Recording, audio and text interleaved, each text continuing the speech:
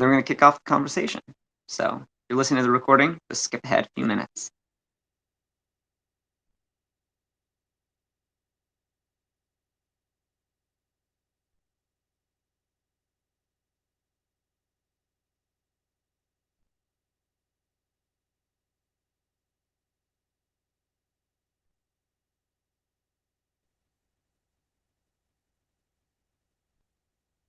Hey, Aaron, how are you doing?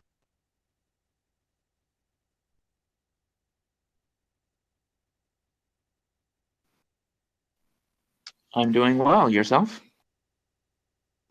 Great. It's been a hard couple of days, but trying to solve world problems by figuring out the right algorithms. So today, I think we're going to discuss a little bit about ASCII to carry on a conversation we had from the other night. Uh, so why don't you kick us off with that, and we'll see where it evolves to.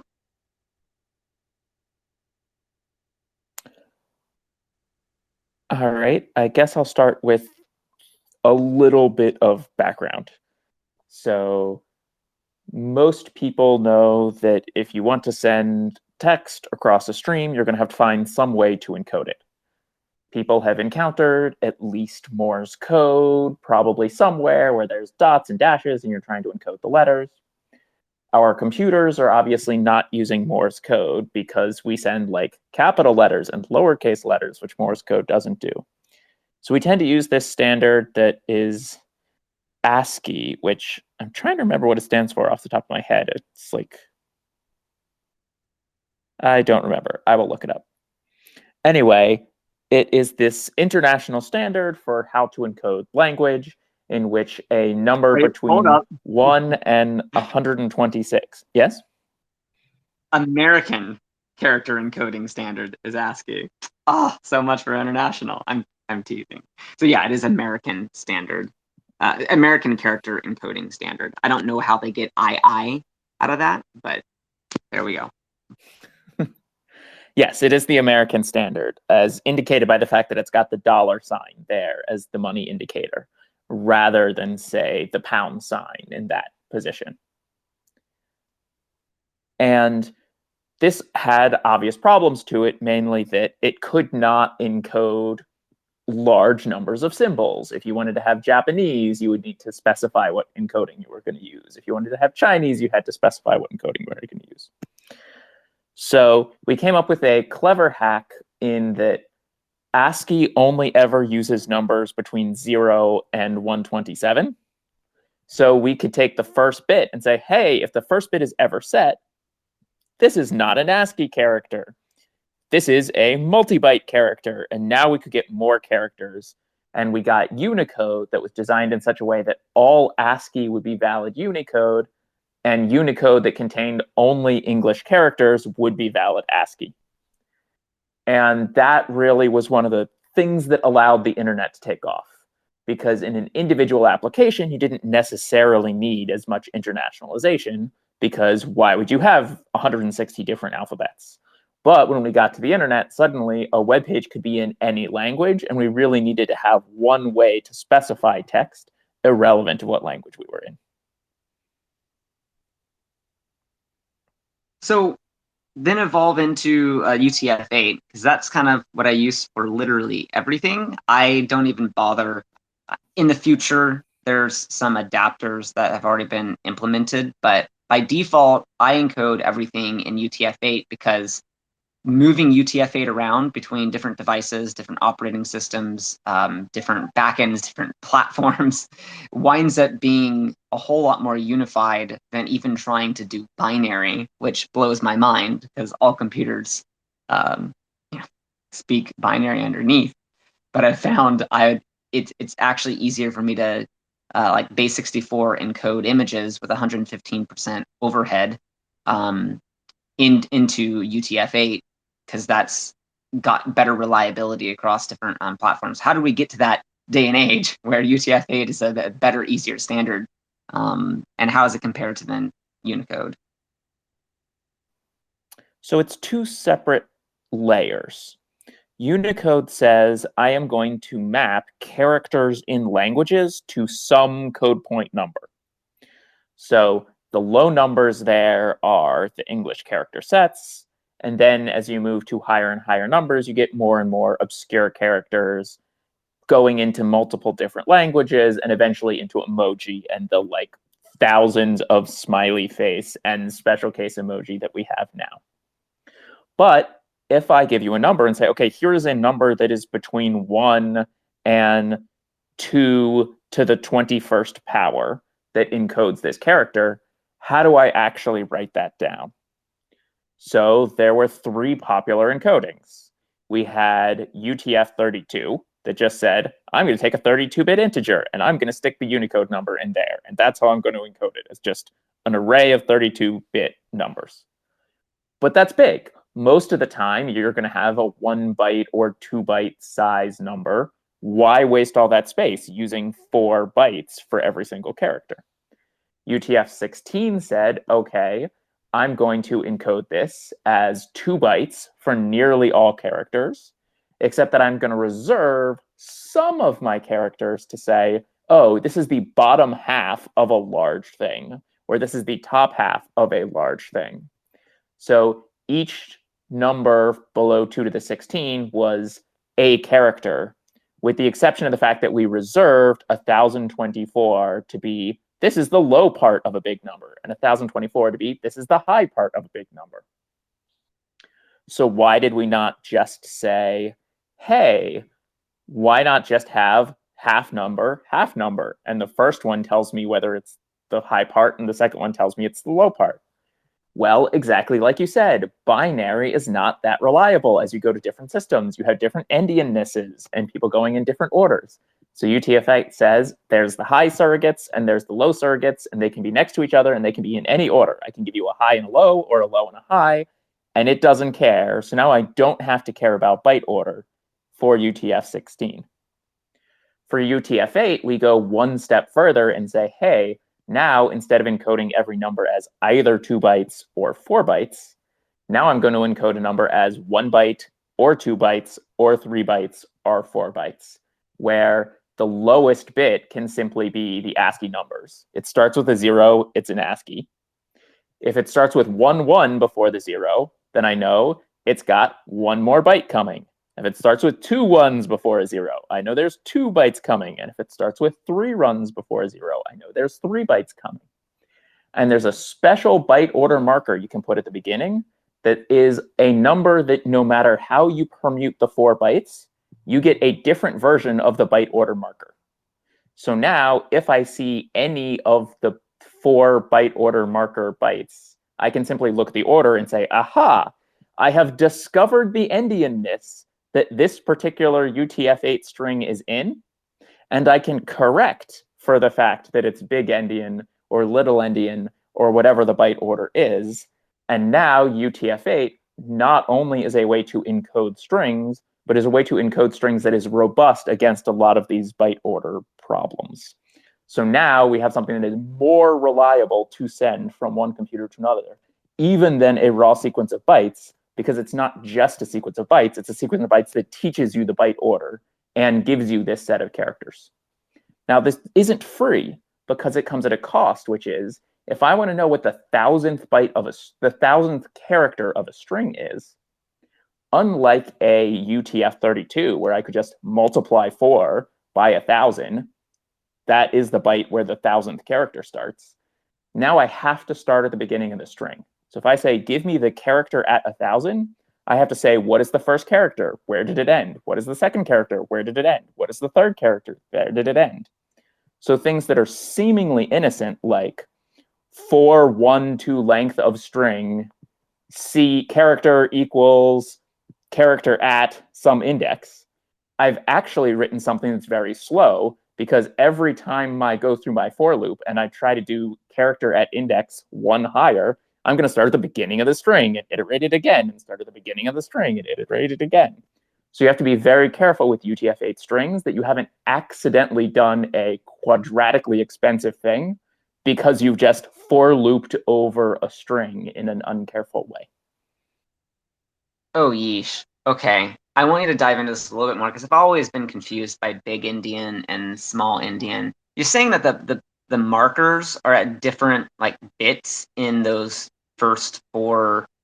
Like why on earth would they put them at different bits, or am I misunderstanding? And then I want to go into the UTF8 stuff because I'm definitely doing a lot of string manipulation, and I've been kind of So are you concerned just about looking for the performance definition of impact. big endian and little endian, or should I go into the story of where these names come from and Gulliver's Travels? Let's skip on that one. I mean, unless you're super passionate about sharing it. You were doing a good job explaining like the bit orders, but I'm just wondering like why did they even come up with like why wouldn't you just do, well, I guess registers are right to left, right? And what do you call it is left to right. So is it a matter of like the direction on the bits? Right. So the first thing I would start with is, let's think about numbers in English. If I write the number 1 and then the number 2 and then the number 3, I've written 123. And that feels perfectly familiar and normal.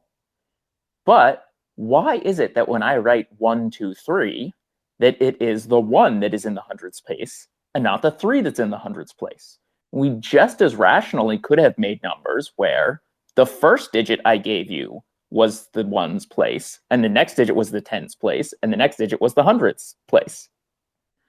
So that's the core distinction between big endian and little endian is, if I'm reading my memory and I have 4 bytes in a row, is the first byte the low byte of the integer, or is the 4th byte the low byte of the integer?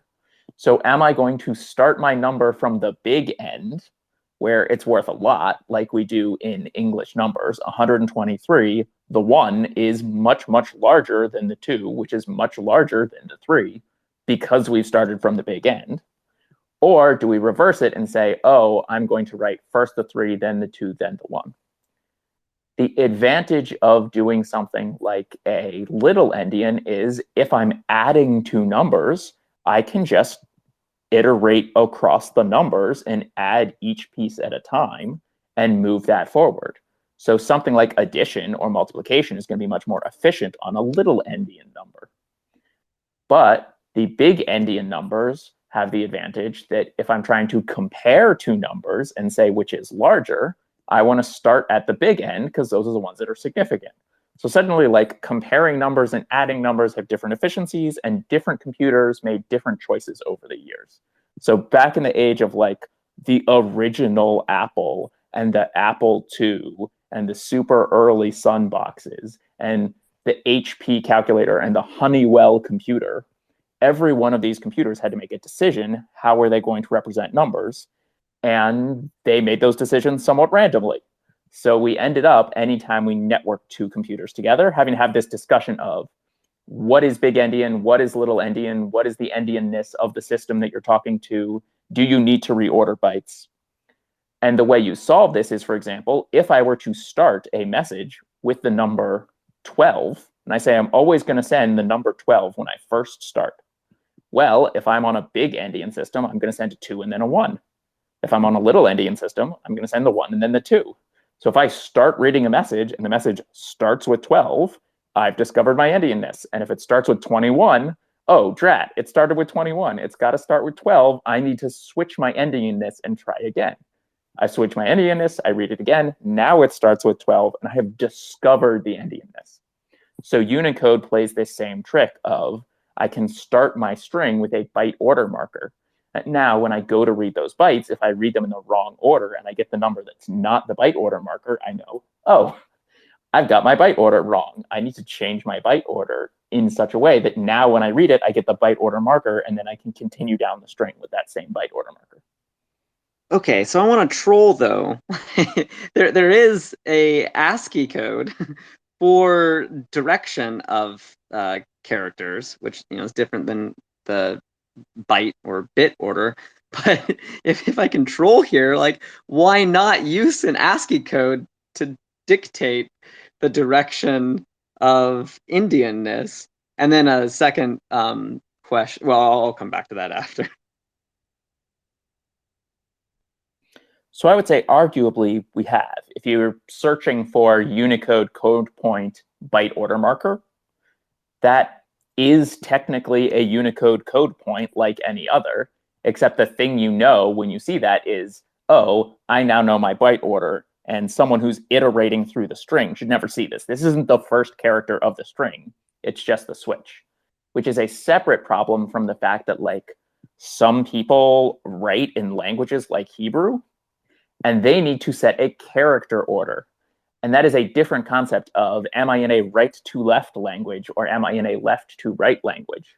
But if I am writing in English and I'm going from the left to the right, I still have the first character of the word and then the second character of the word and then the third character of the word as I'm iterating the string. If I'm writing in Hebrew, I'm going to render it to the screen in the other direction, but I'm not going to put them in the string in the other order. It's still the first character of the word, and then the next character of the word, and then the next character of the word. So the words are still being read from the beginning of the book to the end of the book, even if you are rendering in the other right to left direction. So right to left as a language concept is independent from the endianness, that is, how do I make a binary representation of my sequence of Unicode code points? Oh, wait, then next up, most of these numbers are going to fit in the register for the CPU calculations. And is it just an archaic thing that the small versus big endian had the advantage over comparison versus addition, and now that doesn't matter? Or does it still matter? And why? If registers are large enough, they're 64 bits now typically, that they can hold the whole number and in parallel compare the bits without, or maybe they don't actually in parallel compare the bits.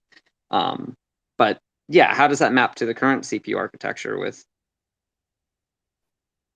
So I would say to some extent, yes, we have integers, and there are big integers, but the thing you're going to run across most is byte arrays, and byte arrays can be very long. So as I'm iterating through all of the bytes in my system and all of the byte arrays in my system, I'm still going to have this question of, how do I want to load things off disk and get them into registers and pull things off registers and stick them into disk? And I have to come up with some serial order. If I'm writing out 6 registers to some particular kind of disk, I still need to pick an order that I am putting all of my bytes into. And computers today have dedicated hardware that's good at swapping around the endianness. So you're really not going to see any performance win or any performance cost to big endian or little endian. We've just sort of accepted we are going to spend enough transistors to make all computers work well with both endiannesses from now until the end of time, because they're baked into protocols and we're not going to give them up. So like a classic example of this is the endianness on the wire of MAC addresses is different from the endianness on the wire of IP addresses. So even just the concept of, oh, I've got a packet that I'm sending across the network that has a MAC header and has an IP header on it, you've already used both endiannesses in your protocol. If you are sending a Wi-Fi packet to access something on the internet, every single one of those packets is using both endiannesses internally.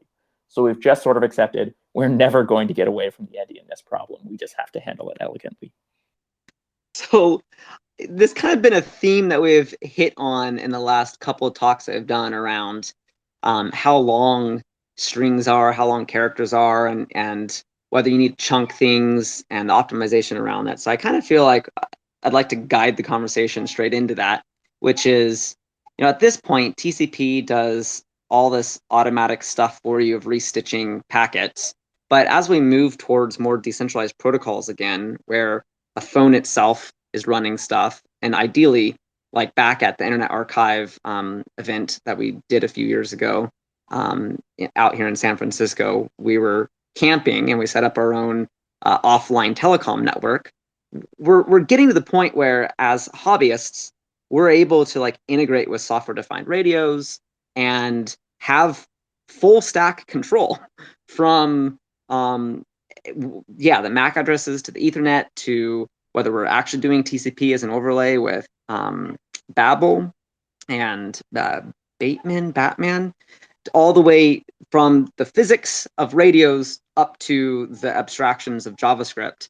And I keep on hitting this recurring theme that the smaller you design your decentralized protocol or whatever system you're building to work in smaller byte range packets, the easier it is to then start coordinating information transfer over Bluetooth or WebRTC or WebSocket or even the hardware radio. Give me your hot take. Do you agree with me that it's probably better for most protocols to come out and say there's this really small chunk size, 32 kilobytes or something like that? Or would you encourage or lean or push people towards using larger chunk sizes or not even thinking about it and building on top of the abstractions? So I think there is a balance to be struck here. So if I look at early internet protocols, there were some internet protocols whose basic attitude was, I am going to send an arbitrarily large packet and nothing else is going to be able to get through until this packet is done. And most of those protocols ended up failing because it became very difficult to share the network. So we don't see a lot of token ring networks where one computer starts talking and until it sends the token message and hands over to controls to the next computer, it's just got the wire until it lets go. But at the same time, the ATM network, which said, I'm going to break into tiny packets, set their packet size to 64 bytes. And you had to send your data in 64 byte at a time chunks. And it ended up being crushed by, it took too much overhead to like pull things apart and reassemble things. And well, in its day, it gave you much more reliable quality of service than TCP did. Ultimately, TCP took this balance and said, okay, we're going to do like 1,500-ish bytes. It's enough that the IP address is not a huge amount of overhead over the 1,500 bytes, but also it's not these giant trains. I can't say I'm sending 64 megabytes of data and no one can get the wire until I'm done sending my 64 megabytes of data. So you probably want to sit there and say, okay, what is the actual round trip latency that I'm talking about when I talk to things? And you likely want to send a chunk of data whose size is roughly the bandwidth of your wire times the delay between the two things. Because if you are more than the bandwidth delay product, then it makes sense to talk to the other side and hear back from the other side and decide, oh, I want to send a different piece of information, retransmissions and fixing things. Whereas if I'm way more, so for example, the protocol that I would want to use to talk between two computers that were in the same data center might want to have much, much smaller packets than the way I would packetize something if I was talking to someone on Mars and I had to wait 28 minutes before I could see any response. No longer do I want to do something like TCP and be like, oh, I dropped a packet. I really, really want to do a lot of forward error correction if I'm sending something to Mars and be like, here is all of the information that hopefully you don't have to ask me any questions about. And then you'll send me back a large chunk of information that hopefully I don't have to ask you any questions about. Does that make any sense? Yeah, a lot. And it's why I wanted to pull in the conversation we were having last night and say, no, Aaron, let's do this as a call. Because very quickly, right, in the last decade and a half, we've gone from 2G up to supposedly 5G. And I've noticed, a lot of archaic holdovers from the smaller packet size that's kind of ingrained into a lot of the lower level systems that are not optimal for fiber optic connections and junk like that, which I'll come back to because I'm still going to probably side on the smaller packet size. But I do wonder on the long run, in 100 years from now, I'm sure we're going to be seeing, if we already have gigabit per second speed fiber optics, I'm sure we're going to be seeing like petabyte or like maybe even exabyte per second networking. Although I guess there is to some degree a hard limit on the spectrum that you're using, but I'm assuming cables. What, you don't think quantum mechanics is magic that will let you get arbitrary amounts of bandwidth? No, not at all. We're gonna, but I mean, we can explain that to other people later because of what you bait. So at the point where in 50, 100 years from now, we have like these potentially zettabyte level connections. This is as an analogy. it's going to still be ridiculous that we're thinking about things at a TCP, level. And I think a fun story here as a comparison is that one of the reasons why I learned that a lot of networking, I think in the late 90s, hitting servers, and I don't know if it was Oracle or not, was slow is because the timeout on TCP for the different like routers and switches talking to each other was set to, I think, like a tenth of a second, because back then the transmission speed was only so fast. And in order to make sure that five different, devices in a network aren't at the physical layer stepping on each other, they would pause if they saw that there was cross chatter interfering the communication on the actual wire or over the air. They would all be coded to have a back off time and basically say, "Oh, shut up for a tenth of a second," and then randomly somebody else tries, and then that person winds up being the winner for that packet size or whatever it is. And some engineer that I knew that worked at Uber at the time was telling me the story how he was just doing a PhD dissertation research project and kind of came across that this was the default setting um, on switches and network routers, all the way up into I think like 2002 or something. Don't quote me on these numbers. And all he did was switch that default from a tenth of a second down to I think it's some sort of a millionth of a second. Don't quote me on these exact numbers.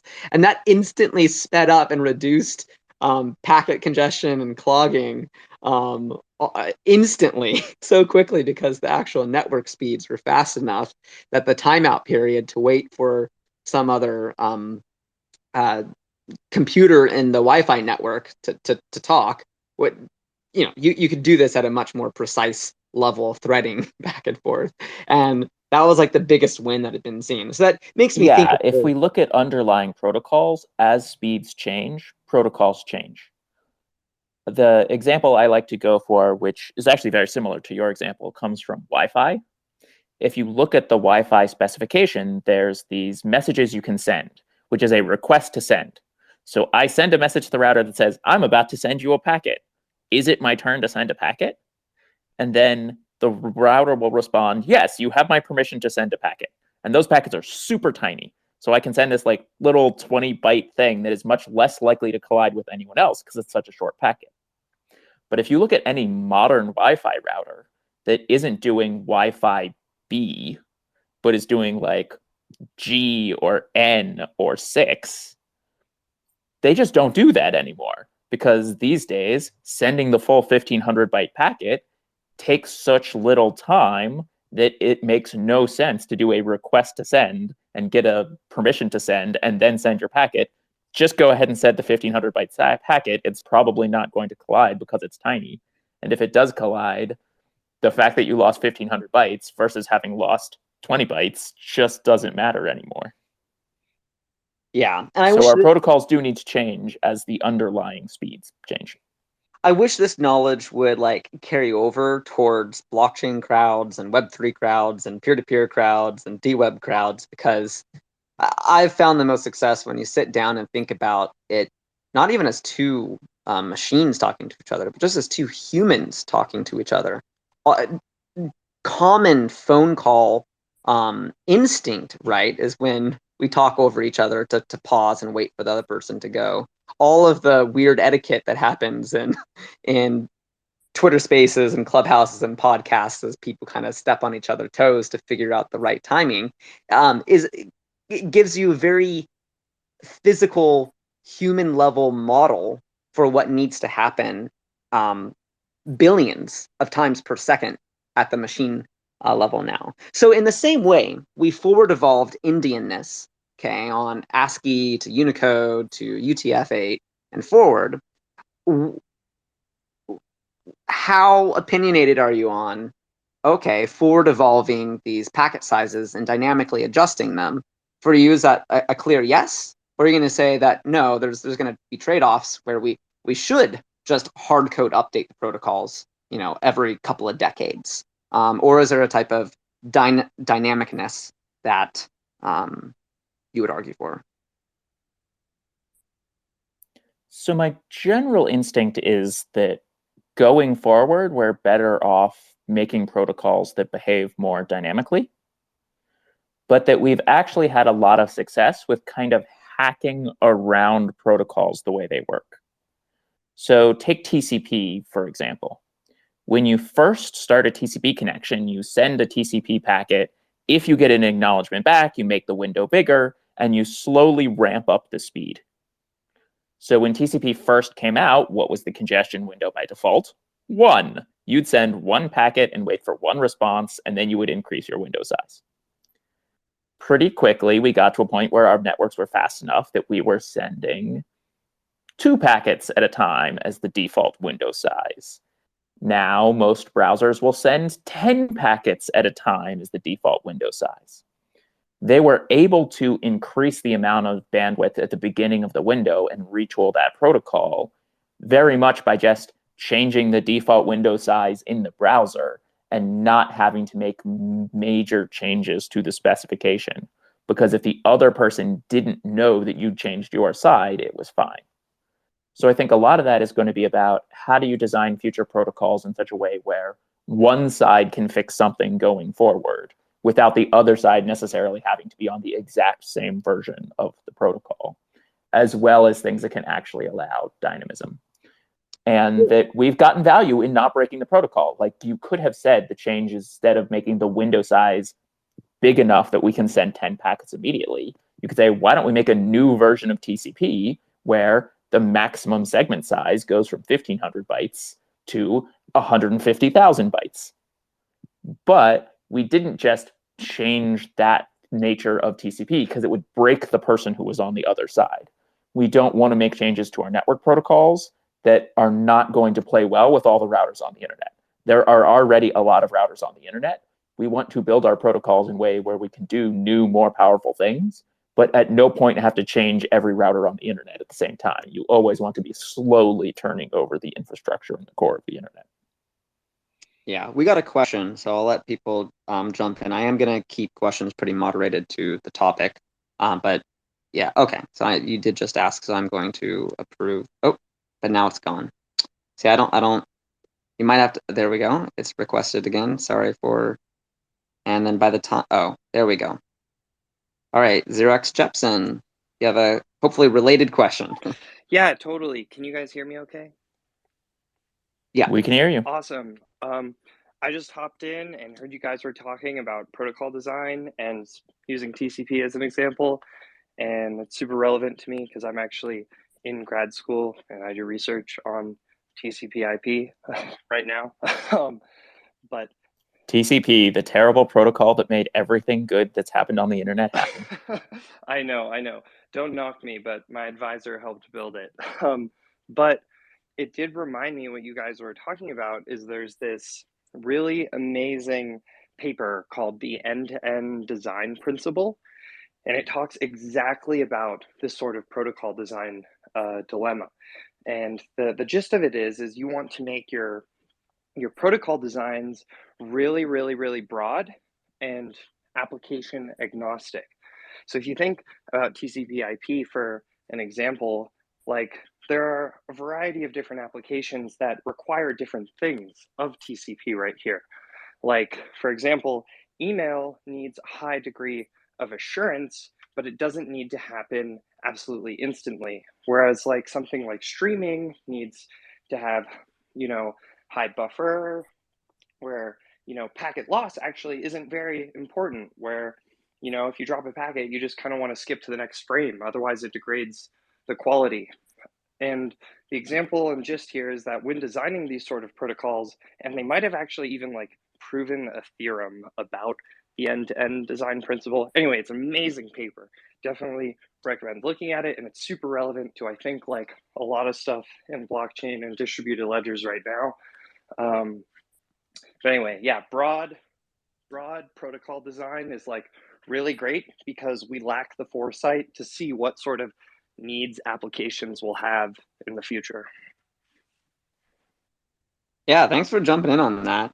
And I kind of want to ask 2-3 questions on this related subject. It sounds new, but it's slightly distracting, but it's important, is this idea of multiplexing. I know that there's a lot of really cool waveform algorithms that commercial routers do, where they'll encode the degradation of the waveform through the air itself as part of air.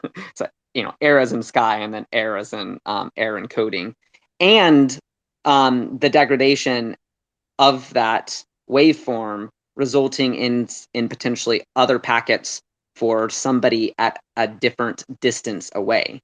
And I'm kind of curious at the actual physical layer to then make it relevant to our conversation about which window size we're using.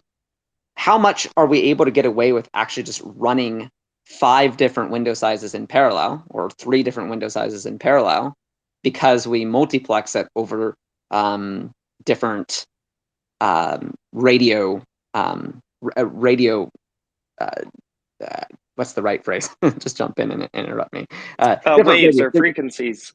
Yeah. Or are computers and chips not really allow us to do that unless there's massive standardization to those like commercial routers and those waveform error correcting protocols that are probably all patented? So there's a few things that are going on there simultaneously. The first is, if I use 5 different radio frequencies to send messages between the same 2 computers, I'm going to get a slightly different, basically multipath environment. Different radio frequencies are going to go through things differently. They're going to reflect off walls differently. So they're likely to not come through cleanly. So we probably don't want to do something like, I'm going to encode every single bit that I'm sending and every single symbol that I'm sending into 1/5 of it going across each of these channels. I probably want to start by saying, okay, on channel 1, I'm going to get as much bit throughput as I can. On channel 2, I'm going to get as much bit throughput as I can. On channel 3, I'm going to get as much bit throughput as I can. Once I have my 3 channels, I now have a problem that we call the head of line blocking problem, which is, if I'm sending you bytes, and I send you a byte on channel 1 and a byte on channel 2 and a byte on channel 3, and channel 3 blips out a second and I drop one of those bytes. Now I'm still receiving bytes on all the other channels, but I can't deliver them to the application because I'm missing 1 byte. So now I have to go ask for more and fix the thing and get the 1 byte that is the 1 byte that I dropped. And now I fixed it. And now I can let the whole buffer of stuff that got blocked behind this head of line blocking problem. So there's 2 ways you can solve that. I can say, hey, I'm going to open 2 TCP connections, and I'm going to send 2 different resources. And like, you're downloading the JSON and something else is downloading an image. And as long as those resources don't depend on each other, that's fine. And the other option is to get clever about the way we're doing the forward error correction and say, I am going to use math to say, I'm breaking my object up into lots of little pieces. And once you get enough of the chunks, you can reassemble the entire object. So if I can encode my object as 1,400 tiny packet-sized chunks and say, once you have received 1,300 of the 1,400 chunks, you can reassemble the object and deliver it to the application. Now I don't care that I've got different levels of reliability on my different channels and different speeds. I'm not going to have this head of line blocking problem, because the channel that's slowest, I send blocks through at a slower rate. The channel that's fastest, I send blocks through at a faster rate. And once I have enough blocks, I can reassemble the message and deliver it up. Yeah, I want to encourage everyone to listen to a couple of the previous pre-recorded ones, because we discussed like Reed-Solomon encoding and how to survive a lot of these different failures by taking like a scatter plot of the data and encoding it like Aaron's communicating now. Obviously, different algorithms for different use cases, because this is wave formation at a frequency level, and the other one's bit storage on actual hard drives. But also, as a total side note, Jepson, I sometimes help organize the San Francisco Papers We Love group. If you send me a DM, let's see if we can get you to actually present the end-to-end principle to the San Francisco Papers We Love, and you can get some public speaking opportunity, and we can all hear your passion about the end-to-end principle. That would be such a privilege. I'm honored that you would DM's open. consider that. Yeah. Well, actually, I got to go here, but thanks for listening in. I definitely want to listen more. I followed both of you. It's super crazy how relevant this is to my research. I literally just submitted a paper to an ACM journal on cyclic redundancy checks, which are a type of error detecting code, which I'm sure you guys all know about, which is cool and crazy that I get to meet random people on the internet that know about that. But anyway, I'll shoot you guys a DM and hopefully stay in touch. Cheers. Thanks for asking to talk. And see ya. And Aaron, aren't you up in, you're not in San Francisco, aren't you in Seattle, Aaron? So why are you Details. running San Francisco's papers call? So I will say one more thing on the end-to-end principle. So we, for a long time, have had this, we as a community think that it is a good idea to have protocols that don't have a lot of state in the network, and the state really exists at the ends. TCP, there's no timers in the routers. The routers either drop the packet or they don't drop the packet. All of the state is on the two computers on the end. But the routers started to interfere with TCP. If I start saying I'm going to have a TCP connection and I send a TCP reset, there's a bunch of routers out there that will be like, hey, I just saw that you sent a TCP reset. I'm going to close the firewall behind you, and now you can't talk to that person anymore. Or I'm trying to do a TCP open, and it's looking at the handshake, or it's routing to different computers based on the TCP port. As a result, newer protocols like, say, HTTP2 and QUIC was trying to implement their system. And they realized that there were a lot of middle boxes that, if they looked like a UDP packet or a TCP packet, would mess with the protocol and change things. And ultimately came to the conclusion they had to do encryption of everything and put all the metadata in an encrypted channel. Because the only way to stop middle boxes from reading your packet and doing funky things with your packet was to say, no, we're actually going to use end-to-end encryption in order to get end-to-end state. TCP was meant to be an end-to-end protocol, and the routers in the middle would only ever look at the IP header. And that's simply not true. Almost every one of us has a box that is at the edge of our network that is doing network address translation and saying, I'm going to look at the ports that are coming in, and I'm going to make decisions based on the TCP port. So now we can't change TCP because the routers in the middle of the internet have pinned down TCP and have started behaving based on that. So increasingly, we're going to need end-to-end encryption to prevent the routers in the middle of the internet from preventing further evolution of the protocol.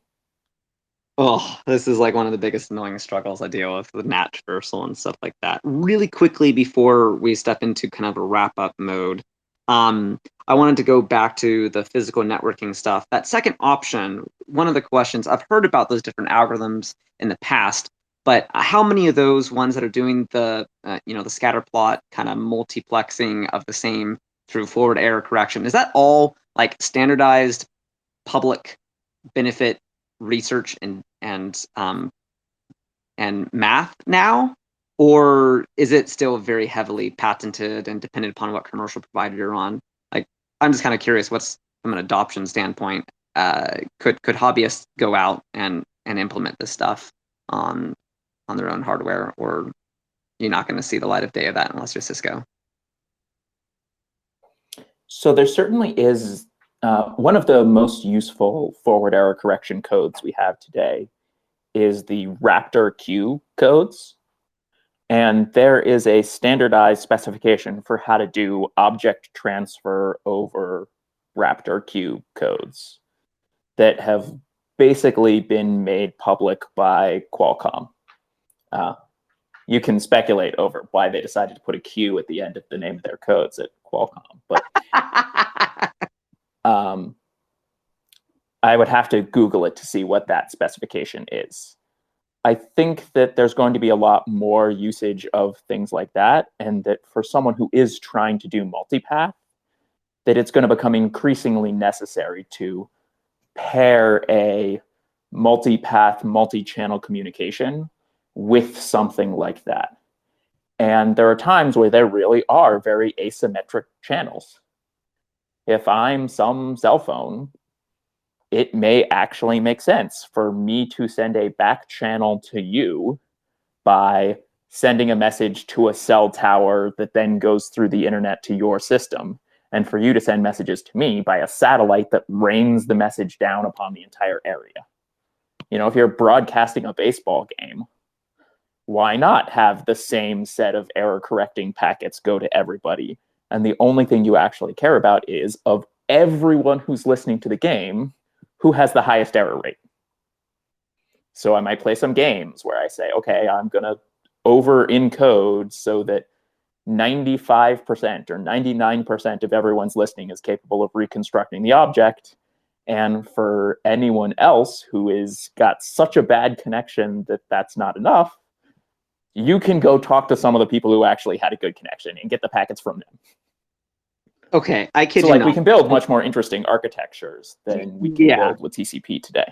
Okay, I want to go there. I'm going to go there right now because this is a crazy idea I was thinking about a couple of years ago. So I'm glad you're already talking about it. Like, gosh, goodness, right? Like, why not use ham to signal your coordinate or your location or sorry, I'm in JavaScript land, so I'm thinking your WebRTC SDP packet description, which is not actually useful if you're not the hardware level. Like, goodness, why not use this low bit rate that can be sent over something like ham, ignoring regulations and stuff, that you potentially send out to the whole world just a little signal of where you're at, hoping that the endpoint you're attempting to communicate with receives, and if they receive it, right, they know instantly to route through some pre-configured tables that they have and live updates, to route through a node in Turkey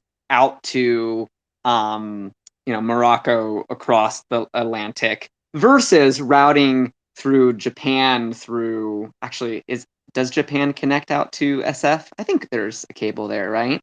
I do not know where the undersea fibers are. Yeah, but it's like, is this in line with what you're talking about, having like satellites just kind of pushing out some low bit signal that then you'd have to have conformity to cross all governments, all spectrums, and all software vendors. But I feel like that's a future that would be really exciting to go to, because you can just at a physics level do some of these premature optimizations that would let you do pathfinding between two peers in a large global network through various ham plus fiber optic plus satellite. Yeah, and to make the more general point, so I talk to a lot of people who take this attitude: the languages you speak determine the thoughts you can think. There are some programs that we never really wrote in C because C just makes it very hard to express those ideas. And when we got to JavaScript, we started expressing things differently. When you asked a C programmer, why would you want an object whose type was int or string? Like, it's an int or it's a string. That's stupid. Why would anyone want such a thing? And the JavaScript developers, they use stuff like that all the time because it's just very easy to say in JavaScript. Well, most people who've built things on the internet today grew up on TCP and TCP connections and sockets. And what is TCP? It is the transmission control protocol. It assumes that your application is very deeply intertangled with the way the transmission is happening. And I think it's worth taking a step back and saying, okay, but what are all the transmission capabilities we have? There are some kinds of data which would be valuable even if you couldn't control the transmission. So let's say that you had a large company that pushed out a large chunk of data once a month. The idea of, we are going to build computers with a radio receiver that can listen to some satellite is broadcasting on this XM radio station, and it's just giving you data that most people would care about, and you cache it and you look at it and say, is this something I care about? And if no, you throw it away. At first, that sounds ridiculous. And you're like, what possible thing could be worth broadcasting to the entire southeast side of America from some satellite that's way up high. And then you realize, actually, there are a heck of a lot of computers that care about the Windows update on every Patch Tuesday. If every time Windows released a new update, it just broadcasted out on an XM radio station with a bunch of forward error correction, and the computers just listened to that and recorded it, and suddenly there were literally millions of computers that had that message and got it and just had it. And then you did the fix up with some BitTorrent style thing where someone stuck up their head and said, hey, I only got 98% of it. Can someone please give me the extra 2% that I missed? We could build really interesting ways of distributing data that people just aren't considering because they start with this assumption of, what is the internet? Oh, I open a socket and I send packets down. They send packets back, and it's basically symmetric. But the fact of the matter is a lot of communication is very not symmetric. You know, if I want to read the New York Times, I can go pick up a copy of the New York Times. I don't have to make a phone call to the central office of the New York Times and ask them to read me the newspaper over the phone. But that's essentially what happens when I go to NewYorkTimes.com. I call the New York Times, and they send just me a copy of that article. We didn't design our systems for these kinds of bulk transmission of data and data that lots of people is interested in, because we think about it in this transmission control protocol and say, okay, let's make everything TCP and make everything look like a phone call. TCP is a good way to do a phone call. It may not necessarily be the right way to do content-centric networking as we move forward. Yeah, that is the mic drop we're going to end the call on. Aaron, do you want to open up to maybe 1 or 2 questions, or maybe people can raise their hand? Elsewise, there's going to be a very short time span, and I'm going to I've got until the hour. I don't see anyone who has requested to speak. And I should remind people, you do have to request to speak before you will be able to raise your hand.